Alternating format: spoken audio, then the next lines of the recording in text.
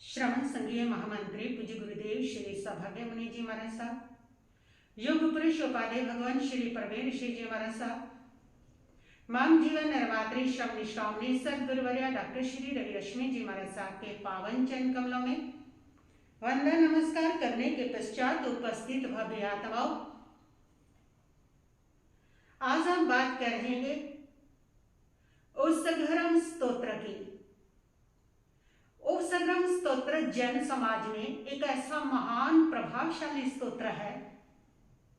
मुझे लगता है शायद ही जैन समाज का कोई ऐसा व्यक्ति होगा जो इसके प्रभाव और चमत्कार को नहीं जानता होगा।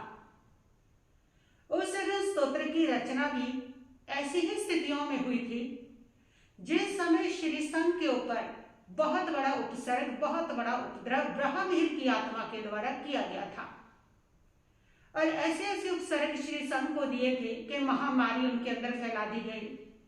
बहुत सारी अमंगलमय घटना होने लगी, खड़े खड़े लोग मरने लगे, अनेक प्रकार के दुख जिस भी प्रकार के दिए जा सकते थे वैसे के वैसे दुख दिए जाते रहे।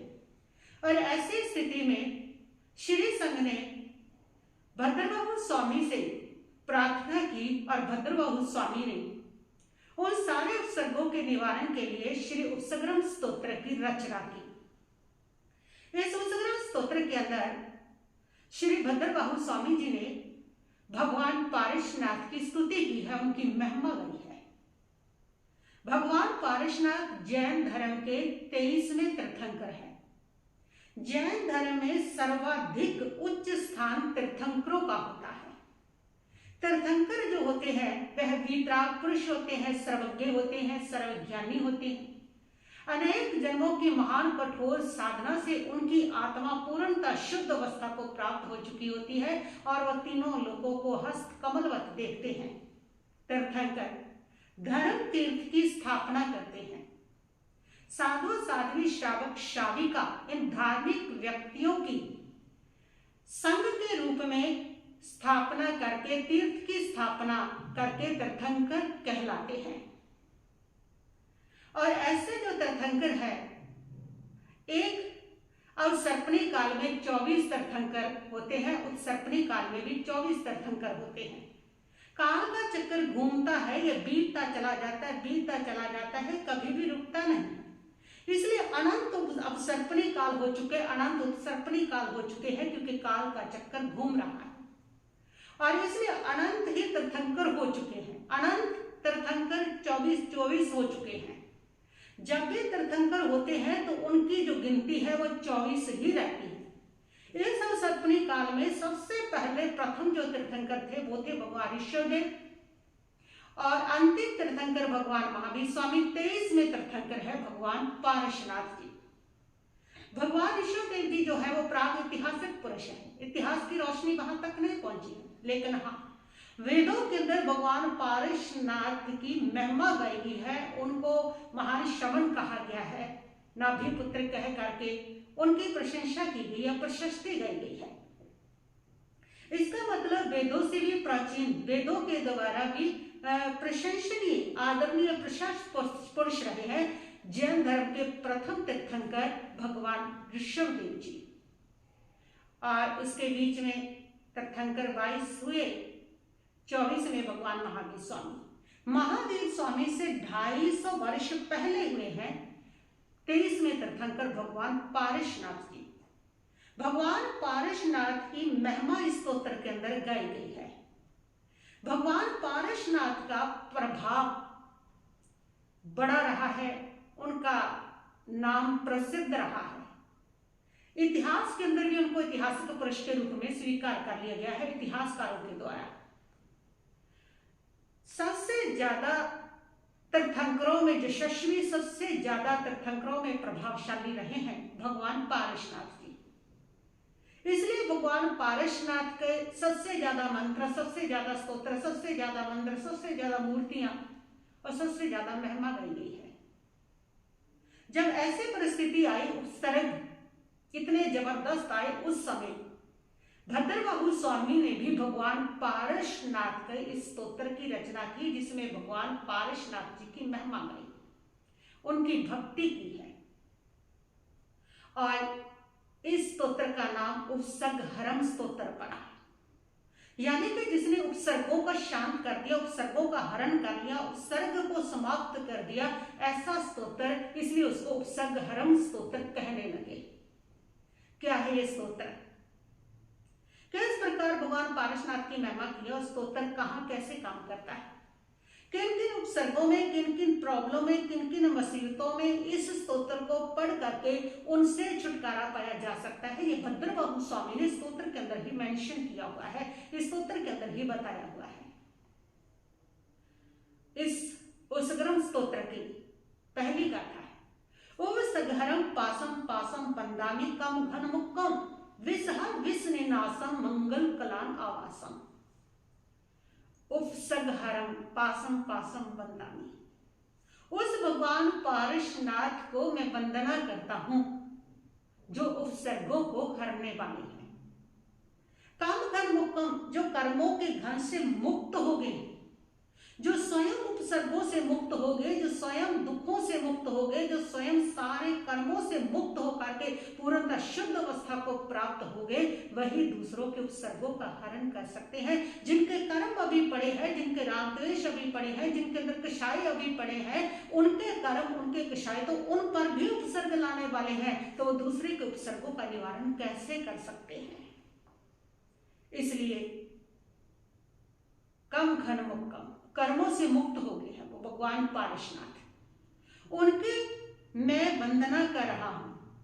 विषहर विषनिनासम मंगल कलानावासम, विषधरों के विष को भी जो हरण करने वाले हैं और मंगल कल्याण के घर हैं।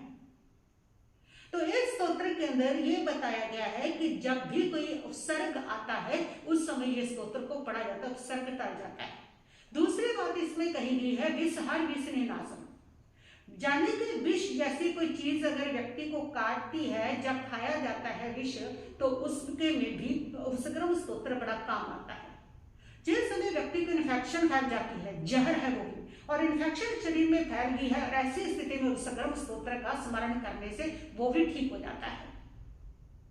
ऐसे तो मैंने प्रयोग भी किए हैं कि एक व्यक्ति ऐसा जिसको बहुत इन्फेक्शन फैल गई, मैंने उपसर्गहरम स्तोत्र करने के लिए कहा और डॉक्टरों ने जो कहा था अब इन्फेक्शन ज्यादा फैल गई है, मुश्किल है, और वह बिल्कुल 2 दिन में ठीक हो गया।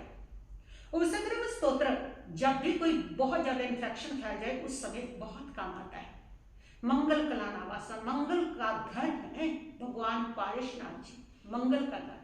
जब भी जीवन में लगे कि हम मंगल में कार्य कर रहे हैं लेकिन डर लग रहा है कुछ घटना ना हो जाए, कुछ होनी ना हो जाए, कुछ अनहोनी ना हो जाए, उस समय भगवान पारसनाथ जी का स्तोत्र बड़ा काम आता है। भगवान पारसनाथ जी का स्मरण, मंगल का घर है, मंगल ही मंगल करते हैं, जहां इनका स्मरण है वहां अमंगल हो ही नहीं सकता। इसलिए जब भी मंगल में काम करते हो भगवान पारसनाथ का स्मरण करके करें, उपसर्गहरम स्तोत्र पढ़ के करें। आप यात्रा के लिए गए हो, उपसर्गहरम स्तोत्र पढ़ें, अमंगल होगा ही नहीं। आपको अगर लगता है कि बच्चों की शादी करने जा रहे हैं, कुछ हो ना जाए, उस सब उपसर्गहरम स्तोत्र पढ़े, अमंगल होगा ही नहीं, सब कुछ सही होगा। जिस समय आज शादी का पहला चरण रखने जा रहे हैं, उपसर्गहरम स्तोत्र पढ़े। आप गाड़ी लेकर के आए हैं, लगता है ये गाड़ी मेरे को लोहा वफा करे, ये कहीं कभी एक्सीडेंट ना करे, उपसर्गहरम स्तोत्र ऐसे समय में भगवान पारसनाथ का स्मरण करके उसको घर के अंदर लेके आए, और जब भी सफर करे भगवान पारसनाथ का स्मरण करे, अमंगल होगा ही नहीं। और जब भी आपको किसी भी बात पर लगे कि मेरे को अमंगल की शंका है, मेरे को दुख की शंका है, कहीं कोई होनी घटना हो जाए, उस समय भी भगवान पारसनाथ का स्तोत्र मंगल करता है। तो इन सारी स्थितियों में आप शादी करते समय, बच्चों की विवाह करते समय, नए घर के अंदर आपको प्रवेश करना है, डर लगता है कि शुभ मुहूर्त में कर लें, कहीं वहां जाना सही हो, जगह सेट आ जाए, भगवान पारसनाथ का उपसर्गहरम स्तोत्र को 3 बार पढ़ करके भगवान पारसनाथ को नमन करके स्मरण करके घर के अंदर प्रवेश करें, मंगल ही मंगल होगा। अगर कोई वास्तु दोष है ना, वो भी आपके ऊपर प्रभाव नहीं करेगा। ऐसे मंगल के घर है भगवान पारसनाथ जी। आगे है मंगल कलानावासा, विषहर फलिंग मंतम कंठे धारी जो श्यामनु, तस् कहे रोग मारी दुष्ट जरा जंती उत्साह। क्या कहा है कि वहां पर कहा विषहर फुलिंग मंत्र कि स्फुलिंग नाम का मंत्र जो व्यक्ति कंठ में धारण करता है, कंठ में धारण करने का मतलब है जो उसको पढ़ता है, जो उसको गुनता है, जो श्रद्धा के साथ उसका उच्चारण करता है भगवान के इस मंत्र का, वो स्फुलिंग जो मंत्र है वो ऐसा रहस्यमय मंत्र है जो भगवान पारसनाथ के नाम में समाया हुआ है, उनकी महिमा में ही समाया हुआ है। यानी कि उनका स्मरण करने वाले जो परमात्मा को मंत्र को, जब परमात्मा के नाम रूपी मंत्र को अपने गले में उच्चारण कर लेता है, मुंह में उच्चारण कर लेता है, उसको धारण करता है, जो उनका स्मरण करता है, तो उनका भी तस गह रोग मारी, ग्रह रोग कष्ट महामारी दुष्ट शत्रु और बुढ़ापे के जितने दुख है, जरा बुढ़ापे के दुख भी दूर हो जाते हैं। देखिए इनमें से जब भी लगे आपको, अगर लगे ना तस गह, जब कोई ग्रह आपको उपसर्ग कर रहा है, शनि बहुत कष्ट दे रहा है, 60 सखी आई हुई है, ढैया आया हुआ है, बहुत कष्ट दे रहा है और आपने बहुत उपाय कर लिए शनि के, मंगल कष्ट दे रहा है, राहु केतु कष्ट दे रहे हैं और बहुत उपाय कर लिए, वो शांत नहीं हो रहे, ऐसे समय उस गर्भ स्तोत्र का आप स्मरण करें, सर्ग स्तोत्र पढ़ना शुरू करें, वो सारे ग्रह शांत हो जाते हैं। भगवान पारसनाथ की स्वयं सेवा करते हैं वो ग्रह। शुक्र ग्रह भगवान पारसनाथ का उपासक रहा है, शनि भगवान पारसनाथ का श्रावक रहा है। कैसे वो तंग करेगा? जहां भगवान पारसनाथ का ये मंत्र पढ़ा जाता है, यहाँ पारसनाथ का ये स्तुति की जाती है, भगवान पारसनाथ की भक्ति की जाती है, कैसे वो तंग करेगा? तो 9 के 9 ग्रह शांत हो जाते हैं भगवान पारसनाथ के, ऐसा भद्रभु स्वामी कह रहे हैं। 10 गह रोग माई, फिर रोग के अंदर पड़ना, महामारी फैल गई है, अचानक उत्सर्ग आ गया, महामारी फैल गई और ऐसे में सबको डर लगने लगता है कि हम बचे, कैसे उससे बचे। उस गर्म स्तोत्र तब पढ़े और वह भी उपसर्ग आपका टल जाता है। 10 गह रोग मारी, दुष्ट जरा, दुष्ट शत्रु, और वो दुष्ट शत्रु आपका कोई भी हो सकता है, इस जन्म का भी हो सकता है, पूर्व जन्म का भी हो सकता है। जो भी दुष्ट शत्रु है, जो भी आपको कष्ट दे रहा है, वो आपका शत्रु है, वो दुष्ट व्यक्ति। जैसे ब्राह्मण मिहिर कष्ट दे रहा है, संकोच की आत्मा बाण यंत्र बन करके कष्ट दे रही है, तो वो एक दुष्ट शत्रु है। शत्रु भाव के कारण ही वो कष्ट दे रहा था, क्योंकि उस समय उसके अंदर शत्रु भाव पैदा हो गया था जब वो मुनिवेश छोड़ के गया था, तो सारे जैन समाज के प्रति उसकी द्वेष भाव पैदा हो गया था और वो शत्रु भाव के कारण ही आत्मा बन के कष्ट दे रहा है। आपको भी जब कोई भूत प्रेत कष्ट देता है तो वो शत्रु भाव होता है उसके अंदर, क्योंकि पूर्व जन्म में कहीं ना कहीं आपके कर्म का कनेक्शन उसके साथ रहा हुआ होता है, आपका कोई ना कोई उसके साथ द्वेष रहा हुआ होता है, जिसके कारण वो आपको तंग करता है। इतनी दुनिया सबको तो बाण यंत्र भूत प्रेत तंग नहीं करते है ना। तो इस प्रकार वो शत्रु, जिसके अंदर भी ये शत्रु भाव है, चाहे वो भूत प्रेत है, यक्ष राक्षस किन्नर है, चाहे वो पशु पक्षी है, चाहे इंसान है, यानी कि वो भी शांत हो जाते हैं। जरा का मतलब बुढ़ापे के जो दुख होते हैं, बुढ़ापे में जिनके यहाँ बच्चे उनको घर से निकाल देते हैं, पूछते नहीं है, जब बुढ़ापे में जितने भी और के व्यक्ति असमर्थ हो जाता है, तो वो सारे जो दुख है वो भी भगवान पारसनाथ का स्मरण करने से दूर होता है। आगे कहते हैं भाषा में, चिट्ठो दूरे मन तो तुझ पनामो विबहु फल होई, नारी तेरी सुरी जीवा पावंती न दुख दोहोगा। क्या कहते हैं कि प्रभु आपका मंत्र पढ़ने की बात तो दूर है, छोड़ो उसको, तो सिर्फ प्रणाम ही आपको जो भक्ति से कर लेता है, जो श्रद्धा से आपको नमन कर लेता है, आपकी वंदना कर लेता है, उसको भी इतना महान फल प्राप्त होता है कि नरक के जीव, त्रंच के जीवों को और मनुष्य गति के जीवों को दुख प्राप्त नहीं होता। तो ये दो को ही कहा है, त्रंच और मनुष्य, क्योंकि नरक के जो जीव हैं वह तो अपने बंधे हुए कर्मों से वहां छुटकारा बहुत ज्यादा मात्रा में होते हैं, ना ही इतनी भक्ति होती है, स्वर्ग में तो इतने दुख होते भी नहीं है। तो यही होते हैं मनुष्य गति में के पशु होते हैं, पक्षी मनुष्य गति में, और एक मनुष्य गति में होते हैं, एक पशु गति में होते हैं, जो इस लोक में होते हैं, जो इस स्तोत्र का स्मरण कर सकते हैं, सुन सकते हैं, भक्ति कर सकते हैं, और जहाँ जो हमें दिखाई भी देते हैं और उनके भी दुख दूर हो जाते हैं। वो तो हमें दिखाई भी नहीं देते, अगर वो करेंगे तो दुख तो उनके भी दूर होते हैं। तो इसलिए यहाँ बताया है कि त्रंच गति के, मनुष्य गति के जितने दुख हैं वो भी उससे दूर हो जाते हैं। प्रभु ऐसी आपकी भक्ति का ये है। तुहु समत्ते लद्धे चिंतामणि का पै भव, तुहु समत्ते लद्धे। आगे कहा है कि प्रभु जो आपको प्राप्त कर लेता है भक्ति से, जो भक्ति से आपका परम भक्त बन जाता है। जो भक्त है वही भगवान को प्राप्त कर सकता है। तो जो भक्ति करके आपका परम भक्त बन जाता है, आपको पा लेता है, आपको प्राप्त कर लेता है, तो वो समझते लगे चिंतामणि का पाए भव ही। उस व्यक्ति ने तो चिंतामणि कल्प वृक्ष को पा लिया। भगवान पारसनाथ चिंतामणि कल्प वृक्ष के रूप में प्रसिद्ध है कि भगवान पारसनाथ का स्मरण करने वाले लोग हर प्रकार की चिंता से मुक्त हो जाया करते हैं, सब प्रकार की चिंता को हरने वाले हैं। जब बहुत चिंता सवार हो जाए उस समय भी उस स्तोत्र की साधना काम आती है। कल्प वृक्ष मनोकामनाओं को पूर्ण करने वाला है, सिर्फ आपके उपसर्ग को हरने वाला ही नहीं। अगर मनोकामना को लेकर के भी उपसर्ग स्तोत्र पढ़ते हैं तो जितने भी अशुभ कर्म है, नकारात्मकता है, वो सारा उपसर्ग उनका टलता है और आपकी मनोकामना पूरी होती है। कल्प वृक्ष के समान है, चिंतामणि के समान है। तो हो समझते लगे चिंतामणि का पाए भव हिये पावंती एविगेनम जीवा एरा मरम थानम। और आगे बताया है कि आपको पाने से, आपके बन जाने से और आपके परम भक्त बन जाने के बाद और उसकी सारी मनोकामना पूरी होती है और उसकी सारी चिंताएं समाप्त हो जाती है और वह अविघ्न रूप से अजर अमर पद को प्राप्त करता है। यानी कि उसके मोक्ष जाने में भी कोई विघ्न नहीं आते हैं कि वो अपने रास्ते से भटक जाएगा, मिथ्यात्व में चला जाएगा, फिर उसके बाद रास्ता भटकेगा, कोई ऐसी मुसीबतें मिल जाएंगी। यानी कि वो जब साधना शुरू करेगा ना, आध्यात्मिक साधना शुरू करेगा और आपका स्तोत्र पढ़ता जाएगा प्रभु, तो वो बिना किसी विघ्न के, बिना उस रास्ते से भटके, बिना विचलित हुए सीधा मोक्ष पद को प्राप्त कर लेता है। ऐसी प्रभातमा की महिमा है। और लास्ट गाथा में, 5वीं गाथा में ना, भगवान पारसनाथ के से एक प्रार्थना की गई है, उनसे एक चीज मांगी गई है। क्या मांगना चाहिए? आप भद्रभाव स्वामी से सीखिए। आप जब भी मांगते हैं ना, तो आप मांगते हैं कि मेरा बेटा ठीक हो जाए, बेटी की शादी हो जाए, मेरा मकान बन जाए, मेरा घर बन जाए, मेरा ये हो जाए, मेरा वो हो जाए, ये मांगते हैं।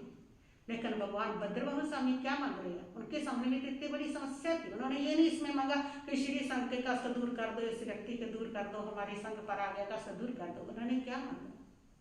उन्होंने ये संतो महाजश भक्ति व निद्रेन ही तादेव भवे भवे पास जिंचन। क्या कहा कि हे महान यशस्वी भगवान पारसनाथ को, क्योंकि उनका जश बहुत फैला हुआ है। हे महान यशस्वी भक्ति व निब्रेन ही, भक्ति से लबालब हृदय को भर करके तादेव प्रभु, मैंने आपका भक्ति से भरा हुआ हृदय मेरा है और उस भक्ति के साथ मैं एक ही चीज मांगता हूं, तादिजदेवोह्यम, हे देव मुझे बुद्धि की प्राप्ति हो। भवे भवे पास जिनचंद, और भव भव में पार्श प्रभु बस आपका शरणा प्राप्त हो। जिन चंद्र, यानी कि जिनेश्वर देवों में चंद्रमा के समान हो आप। भगवान पारसनाथ को उन्होंने चंद्र कहा है। हम कई जगह पे देखते हैं कि सूर्य कहा जाता है, क्योंकि सूर्य बहुत ही तेजस्वी होता है, प्रकाशक होता है। लेकिन यहाँ उन्होंने सूर्य न कह करके जिन चंद्र कहा है, क्योंकि चंद्र जो होता है वो बहुत शीतल होता है। और भगवान पारसनाथ की साधना शीतलता की साधना रही है। 10 भव तक भगवान पारसनाथ का मरणांतिक उपसर्ग रहा और हर उपसर्ग में उनको अपनी जान गंवानी पड़ी। और हर बार जब उनके ऊपर इतना बड़ा उपसर्ग आया और वो अपनी देह से प्राणों को जब भी लग हुए, तो उसी शांति से, उसी समाधि से, उसी शीतलता से छुड़े। उससे उन्होंने इतने कर्मों की नजरा की। ऐसे 10 जन्म तक उपसर्ग रहे। भगवान महावीर स्वामी के तो एक जन्म में उपसर्ग रहे, महावीर के जन्म में। बाकी उनके जितने जन्म थे वो ज्यादा त्रिदंडी बनते रहे, सन्यासी बनते रहे, राजा बने तो राजकुमार बने, साधना भी की, नंद राजकुमार बने तो साधना में लगे रहे। लेकिन भगवान पारसनाथ की जीवन यात्रा 10 साल तक ऐसा भयंकर कि मुनि बने हैं तो शेर खा रहा है, भील बींद रहा है, इतने जो हर बार जन्म मृत्यु जो है वो मिलती रही, कष्ट के साथ, दुख के साथ, सर के साथ। और तब भी उन्होंने अपनी शीतलता बरसाई, तब भी अपनी मैत्री बरसाई, तब भी अपनी समता को, अपनी समाधि को नहीं खोया। इतनी शीतलता अगर कहीं है तो भगवान पारसनाथ की है, इसलिए उनको जिन चंद्र कहा है। सारे जनेश्वरों में जो चंद्रमा के समान शीतल है और उनकी शीतलता ही उपसर्गों का निवारण करती है। तो एक ही डिमांड की है कि प्रभु भव भव में आपका शरणा प्राप्त हो, और कुछ नहीं मांगा। जिनको उनका शरणा प्राप्त हो गया उनके दुख तो अपने आप दूर हो जाते हैं। अगर आप अलग से मांगोगे मेरा ये काम हो जाए, मेरा वो काम हो जाए, तो उसी जन्म के लिए होगा। अगर उनका ही शरणा मांग लिया तो हर जन्म में उनके शरणे से सारे दुख अपने आप दूर होते चले जाएंगे। यहाँ भगवान पारसनाथ का शरणा मिल जाता है, वहां दुखों से कोई वास्ता व्यक्ति का रहता ही नहीं है। जहाँ भगवान पारसनाथ की महिमा के साथ हृदय जुड़ जाता है, भक्ति से हृदय भर जाता है, वहां कोई कष्ट कोई संकट रहता ही नहीं है, ऐसा भद्रबाहु स्वामी कहते हैं।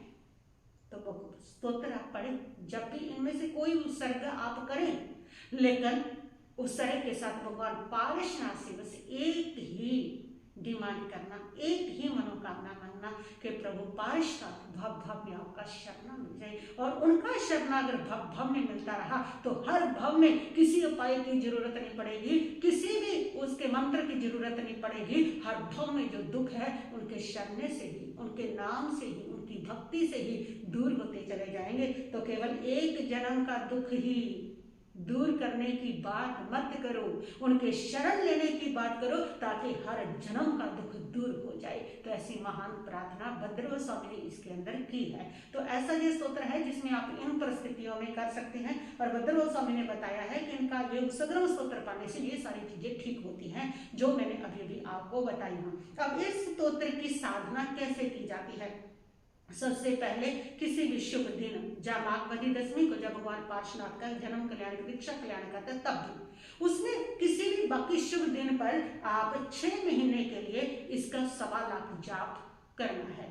1.25 लाख जाप, नीला वस्त्र, नीला आसन, नीली माला के साथ 1.25 लाख जाप करने के बाद ये मंत्र आपका उपसर्ग स्तोत्र सिद्ध हो जाता है। और उसके बाद आप इसको 27 बार, 21 बार, 11 बार, 1 माला प्रतिदिन करते रहें। फिर जब भी आपको कभी भी कोई प्रॉब्लम आती है, उस संकल्प के साथ आप करते हो तो आपके चमत्कारी रूप से वो उपसर्ग दूर होता है। वैसे तो इतना जाप करने से, प्रतिदिन इसको जपने से उपसर्ग जैसी कोई चीज है वो व्यक्ति के ऊपर आती ही नहीं है।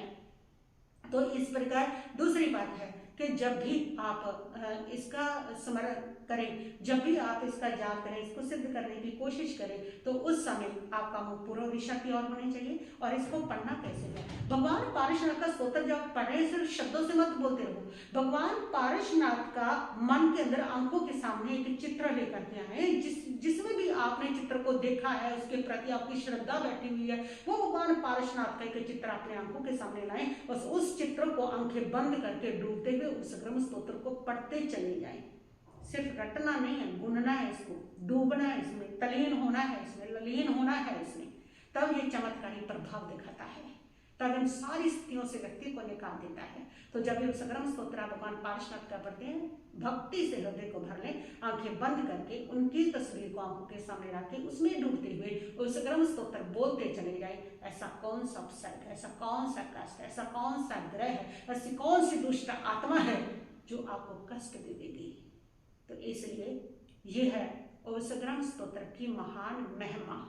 और इस उपसर्ग स्तोत्र के साथ साथ उपसर्ग स्तोत्र का एक यंत्र भी होता है और वो भी बहुत काम आता है। उस यंत्र की आप रचना कर सकते हैं, और वैसे रचना करनी उसकी काफी कठिन होती है। और उसकी उपसर्ग स्तोत्र का जो यंत्र होता है वो आप तांबे पर बना, चांदी पर बना आता है, तो वो ले सकते हैं। तो उस उपसर्ग स्तोत्र के यंत्र को सामने रख करके आप 27 दिन तक 27 उपसर्ग को पढ़ते चले जाएं।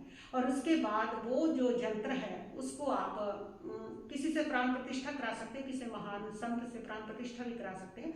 तो उसके बाद उस यंत्र को आप यदि जल में डाल करके उसको धो करके पीते हैं तो वो पानी पीने से भी व्यक्ति के रोग, कष्ट, उपसर्ग दूर होते हैं। भूत प्रेत जैसे जो कष्ट है वो दूर होते हैं। घर में अगर लगता है कि घर में वास्तु दोष है या भूत प्रेत की कोई बाधा है, तो उसके जल के छींटे देने से भी तो वो कष्ट जो है वो व्यक्ति के दूर होते हैं। गर्भवती महिला का अगर लगता है कि डिलीवरी के समय और स्थिति काफी क्रिटिकल है, ऐसा डॉक्टरों ने बताया है, तो जिस समय उसको डिलीवरी के लिए लेके जा रहे हैं उस समय उपसर्ग स्तोत्र के यंत्र को आप धो करके उसको पिलाने से उसकी डिलीवरी भी सुखपूर्वक होती है। तो इस प्रकार भूत प्रेत की बाधा हो तब भी आप पिए, और प्रॉब्लम कोई बड़ी हो तब भी आप पिए, और उसका छींटा भी आप दे सकते हैं। तो उपसर्ग स्तोत्र का जो यंत्र है वो भी होता है और वो इस प्रकार काम आता है, ऐसा हमारे पूर्वाचार्य कहते हैं। तो ऐसी भगवान जब भी आप उपसर्ग स्तोत्र का स्मरण करते हैं, पढ़ते हैं, तो उसके साथ भगवान भद्रबाहु स्वामी जी को